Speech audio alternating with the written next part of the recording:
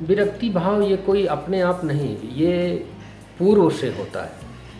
ये कोई बनावटी नहीं होता है, ये पूर्व में भगवत विधान होता है, सहज वैराग्य होता है। क्योंकि जो कोई बनाता है वो ज़्यादा दिन तक नहीं चलता है। जो वास्तविक वैराग्य होता है वो भीतर से वैराग्य का अनुभव होता है और वो अपने आप जागृत होता है। कितने वर्ष हो गए आपको वैरागी हुए? लगभग 25-30 वर्ष हो रहे हैं। 30 वर्ष हो गए जी।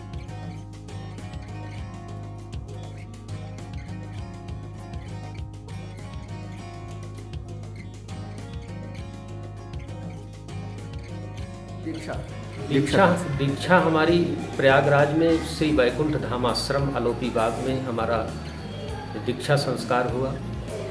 यही हमारा गुरु स्थान है। और यहाँ से फिर आप? यहाँ से फिर हमने वृंदावन धाम में शेष शिक्षा ग्रहण किया। अच्छा, कितने वर्ष वृंदावन रहना हुआ? वृंदावन में लगभग 3-4 वर्ष रहे। अच्छा, तो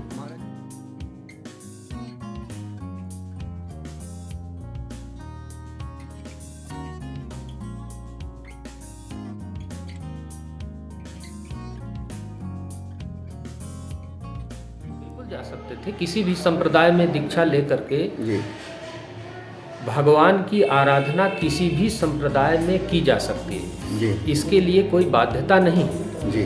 लेकिन ये जरूर है, आपने सुना होगा, किसी भी कार्य को करने के पहले थोड़ा सा विचार करना चाहिए और अपनी विचारधारा के अनुसार चयन करना चाहिए। शिक्षा दीक्षा ग्रहण करने के बाद, शास्त्रों का अध्ययन करने के बाद, महापुरुषों का सानिध्य प्राप्त करने के बाद,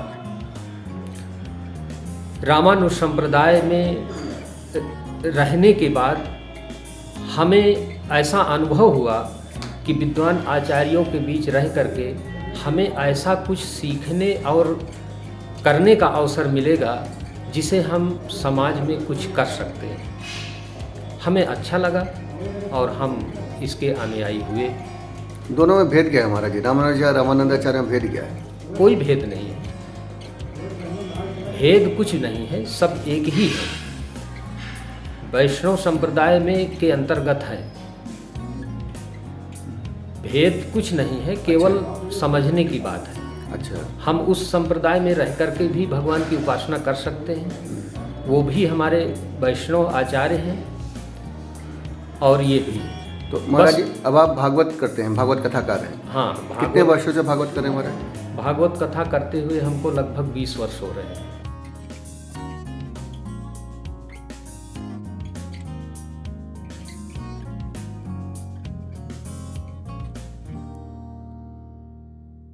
नहीं, ये तय करने की बात नहीं है, ये अपना विषय होता है। विषयांतर कैसे करेंगे? आपको इंग्लिश का ज्ञान नहीं है तो आप मैथ कैसे हल करेंगे? आपका जो मुख्य सब्जेक्ट है आप उसी का तो समाधान कर सकते हैं। तो जिसका मुख्य विषय भागवत कथा है, ये तो लोगों की अपनी अपनी समझ है। आज के समाज में आपने बहुत अच्छा प्रश्न किया है। आज के समाज में लोगों को यही नहीं पता है कि हमें करना क्या चाहिए। वो बिना सोचे समझे हर जगह सब कुछ करने को तैयार हो जाते हैं। वास्तविकता यह है कि हम समाज को मार्गदर्शन देने जा रहे हैं, तो हम स्वयं उसमें कितना सफल हैं, यह जान करके तब हम किसी को मार्गदर्शन दें, ये आवश्यक है। इसलिए पहले अपने विषय में तत्पर हों, उसके बाद हम मार्गदर्शन दें। चाहे वो राम कथा हो, चाहे भागवत कथा हो, अथवा शिव पुराण कथा हो, वो कोई भी कथा हो, वो भगवान की आराधना उपासना का ही उपदेश करता है। एको ब्रह्म द्वितीयो नास्ति, समस्त वेद शास्त्रों का एक ही सार है। आप कोई भी पुराण, कोई भी शास्त्र अध्ययन करेंगे, सब में एक ही वस्तुतः सार है। सब में यही कहा गया है कि भगवान की उपासना किसी भी प्रकार से करें।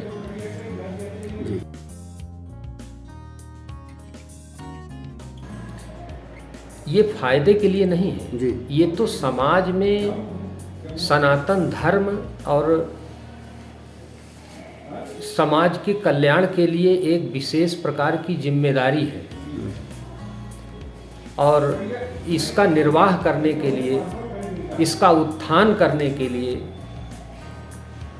समाज में धर्म का प्रचार करने के लिए विद्वान आचार्यों ने इस प्रकार की व्यवस्था बनाई है। रामानुज संप्रदाय में रामानुज स्वामी इस संप्रदाय के मुख्य प्रवर्तक रहे हैं और वही परंपरा आज से नहीं अनादिकाल से चलती आ रही है। आज भी बड़े बड़े विद्वान धर्माचार्य इस महाकुंभ में अपने अपने शिविर लगाए हुए हैं।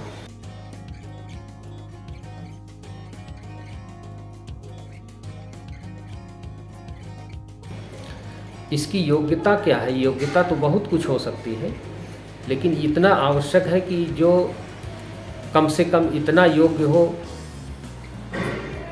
कि वेद शास्त्रों के अनुसार समाज में अनुकूल मार्गदर्शन दे सके। नहीं, उसके लिए आचार्य होना चाहिए और संस्कृत में उसके लिए योग्यता है। ऐसे अशिक्षित कोई जगत गुरु थोड़ी कोई बना।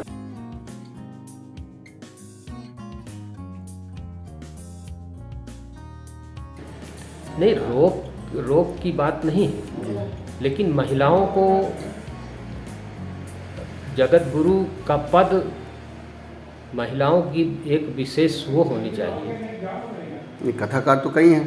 कथाकार तो आजकल आपसे छिपा तो नहीं होगा। बिल्कुल।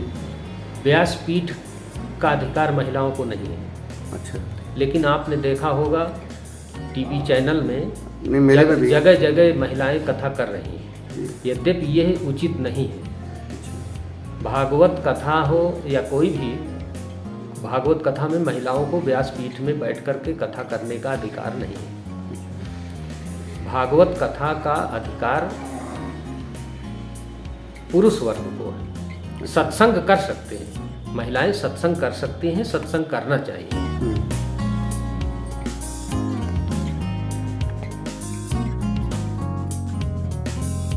जाएंगे लिए मन में पावन भक्ति चले, चलो कुंभ चले, चलो कुंभ चले, चलो कुंभ चले, चलो कुंभ चले, चलो कुंभ चले, चलो कुंभ चले, चलो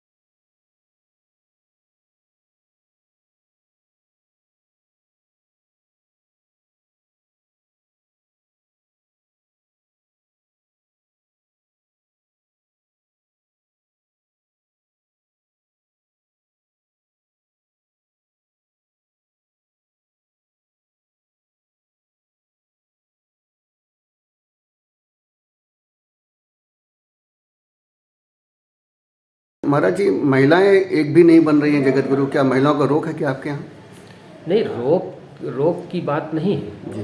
लेकिन महिलाओं को जगत गुरु का पद, महिलाओं की एक विशेष वो होनी चाहिए। नहीं, कथाकार तो कई हैं। कथाकार तो आजकल आपसे छिपा तो नहीं होगा। बिल्कुल। व्यासपीठ का अधिकार महिलाओं को नहीं है। अच्छा। लेकिन आपने देखा होगा टीवी चैनल में नहीं, मेले में भी है। जगह जगह महिलाएं कथा कर रही हैं, जी। यद्यपि यह उचित नहीं है। अच्छा। भागवत कथा हो या कोई भी, भागवत कथा में महिलाओं को व्यासपीठ में बैठ कर के कथा करने का अधिकार नहीं है। भागवत कथा का अधिकार पुरुष वर्ग को है। सत्संग कर सकते हैं, महिलाएं सत्संग कर सकती हैं, सत्संग करना चाहिए।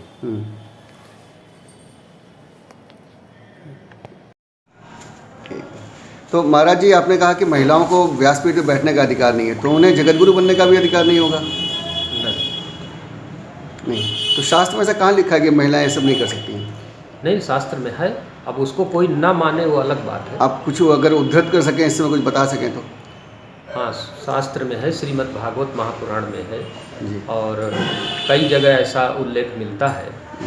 लेकिन अब आज के परिवेश में लोग लाभ की दृष्टि में, सम्मान की दृष्टि में, जहाँ सम्मान मिल रहा है वहाँ शास्त्र का अनदेखा किया जा रहा है।